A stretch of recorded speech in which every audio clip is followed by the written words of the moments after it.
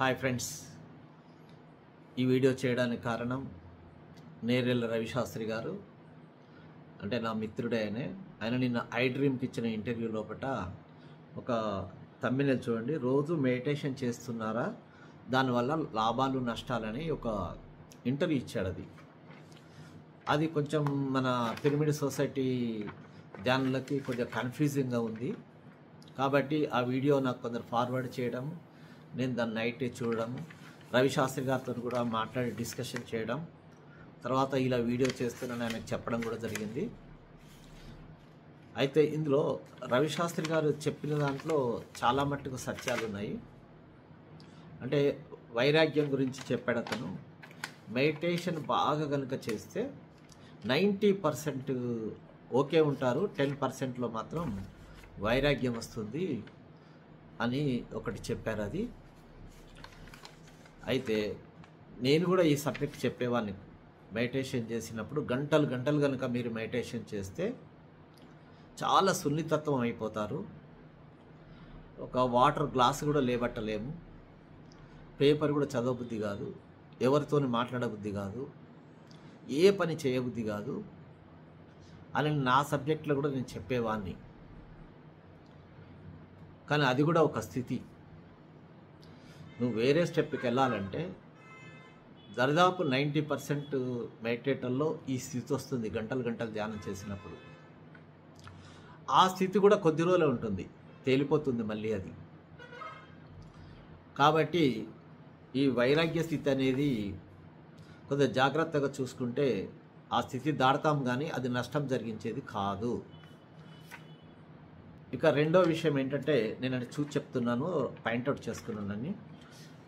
బాగా ధ్యానం చేసే వారికి తేల్పులు ఎక్కువగా వస్తాయి, జఠరాగ్ని తత్వం డ్యామేజ్ అవుతుంది అన్నాడు.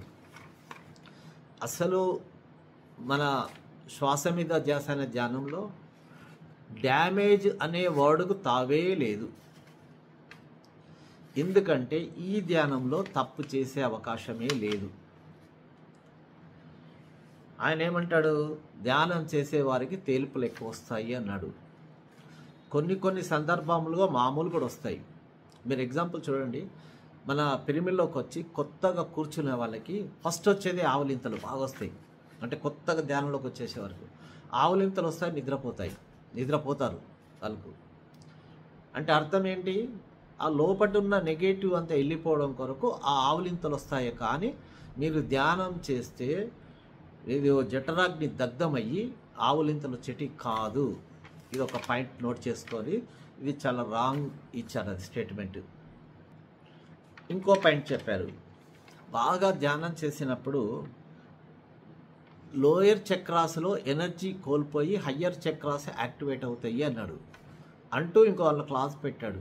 ఇది 60 years వాళ్ళకి పైబడ్డ వాళ్ళకైతే ఓకే, కానీ 20 years వాళ్ళకి కనుక ఇలా అయితే ప్రాబ్లము అని అన్నాడు. ఇది కూడా రాంగ్. అసలు ఎనర్జీ కోల్పోవడం అనేదే ఉండదు ధ్యానంలో. మీరు ఎంత చేస్తే అంత ఎనర్జీ వస్తుంది. ఇంకోటి, అన్ని చక్రాలు కూడా యూనిఫామ్గా మనకు యాక్టివేట్ అవుతాయి. దానిలో ఈ సబ్జెక్ట్ కూడా చాలా రాంగ్. ఇది దానిలో ఎనర్జీ మన చక్రాస్లో ఎనర్జీ కోల్పోవడం అనేది కూడా ఉండదు. మూడో పాయింట్, ఇవన్నీ జరగడానికి కారణం గురువు అందుబాటులో లేకపోవడం అనేది ఒక పాయింట్ చెప్పాడు. ఇది మన పిరమిడ్ సొసైటీకి మాత్రం అస్సలు వర్తించదు. ఎందుకంటే పిరమిడ్ సొసైటీలో మన శ్వాసే మన గురువు, మనకు ప్రత్యేకమైన గురువు ఎవరు లేరు.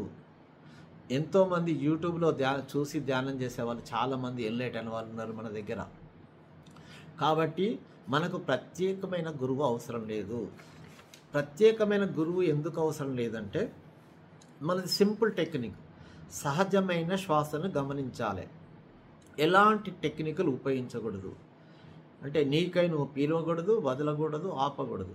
సహజంగా నడుస్తున్న శ్వాసను గమనించినప్పుడు మనం ఇంకా గురువే అవసరం. అయితే గురువు ఎవరికంటే ఇతర ధ్యానాలు చేసే వాళ్ళకి అవసరం అది. ఎందుకంటే అది గురువు సమక్షంలో చేయాలి. ఎందుకంటే అలా స్టెప్పులు ఉంటాయి, కోర్సులు ఉంటాయి, రకరకాల గురువు గైడ్ చేస్తుంటాడు.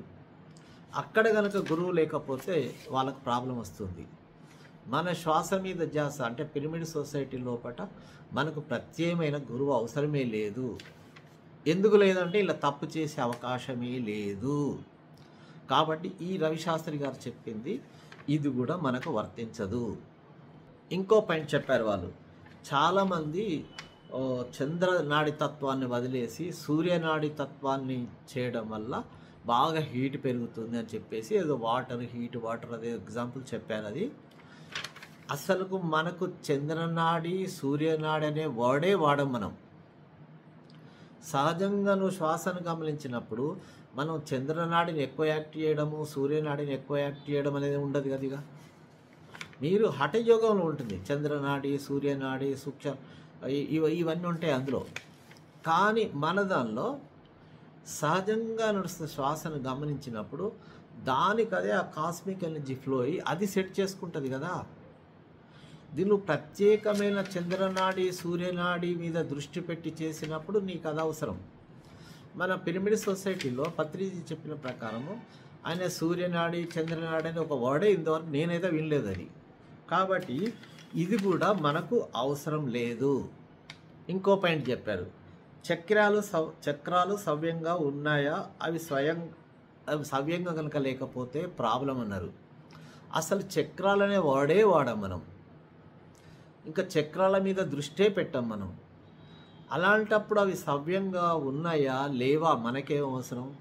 మనం ఒక్కటే శ్వాస మీద ధ్యాస పెట్టినప్పుడు ఆ కాస్మిక్ ఎనర్జీ బాడీలో వచ్చి చక్రాలు ఏవైతే ఇన్బ్యాలెన్స్ ఉన్నాయో జంక్షన్ పాయింట్స్ తనకు తానుగా బ్యాలెన్సింగ్ చేసుకుంటుంది కదా.